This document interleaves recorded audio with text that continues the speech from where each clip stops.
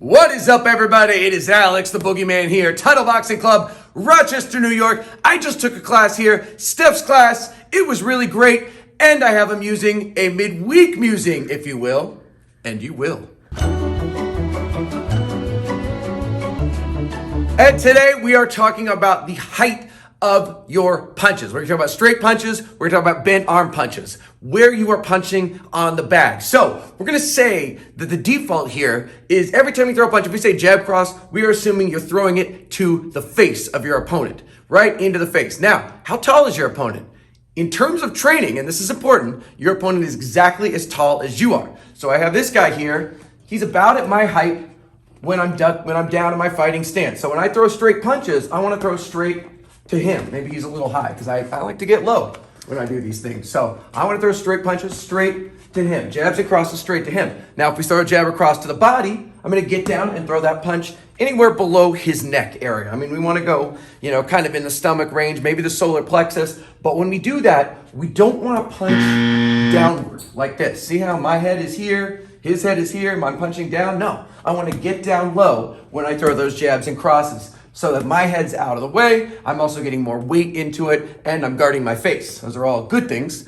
What we also don't want, and I see this a lot, you may actually do it and not realize, is punching up, punching above the head. I mean, even punching to the forehead is not a great idea because break your hand, but punching higher at an angle, going up higher. I see it with straight punches all the time. And you might say, well, Boogeyman, what if I'm fighting somebody? What if the guy I'm fighting is way up there? What if it's really tall? Maybe I'm short, so everybody I fight is going to be taller.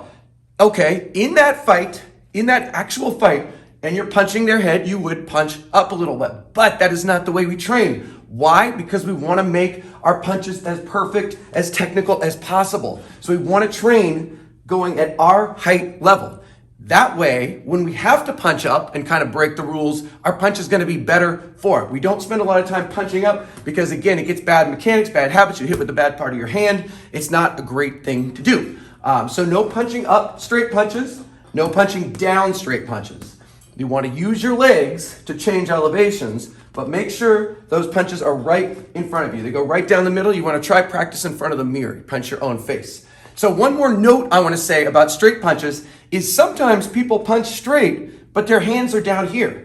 We see this a lot too. So I'm punching straight, but look where my hands are. That's not good. I want to cover my face here. I want every time the hands come back to the face when I punch straight. I don't want my hands low and then I'm punching. Somebody in the solar plexus is fine, but if your hands are low when you do it, you're open for a counter shot that you don't want. And again, you're not getting proper mechanics. You really want to work that skeletal alignment, practice getting it as perfect as you can before you have to change locations. Okay, so those are the straight punches, right? Where we extend our arms all the way. We've also got bent arm punches, which can be hooks, uppercuts, body shots, can be liver punches, overhands, whatever, anything else for power. All right, so when we're throwing those hooks to the body, right, we're gonna usually drop our hands a little bit. It's the one time it's okay to do that. Can you get lower? Yes, you could bend at the knees a little bit. But what I don't want is you to get way down low and throw hooks like this. That's not practical. You're not going to be able to hit anybody that way, and it's not going to be very powerful. You want to quickly sneak that punch in. A little dip is good, but if you focus too much on dipping down first and throwing the hook, it's never going to work for you, and you're not going to get as good of a workout. Uppercuts, right? When we throw uppercuts to the body, which I normally like throwing them to the chin, and they'll go to the chin unless otherwise specified. You've heard my diatribe on that. But when we throw into the body, we're going right into the body. Solar plexus area is a good spot. You don't want uppercuts way down here. I've seen this a shockingly high amount of times just here, other places where people are throwing uppercuts like to the groin area. You can't do that. It's illegal. And again, it's also not helping you get a good workout. We've got, let's see, the liver shot, right? We're coming up and out. We're coming 45 degrees up. We're coming 45 degrees out. We're going into the liver area. Everybody's liver is located kind of just under their ribs on the right side. So again, make sure you're not going down here because that's not the liver. Make sure you're not going up here. That's not the liver.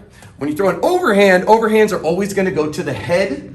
That is true. But we're dipping down as we throw it. So the overhand's coming over the top as we dip. Now, you don't always get it perfectly like that, but we're dipping our lead shoulder. We're bringing our hand over the top and we're hitting around the face level, the neck, even the ear is kind of good. Behind the ear is a good location for that overhand. But we're not throwing our overhand up here. I see this sometimes too, where the overhand's up high. No, the overhand should still land at that face level, but it just takes an overhead trajectory to get there.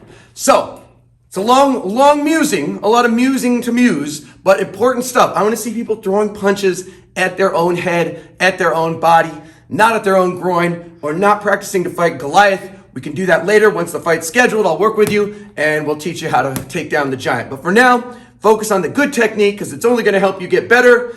I have mused this midweek.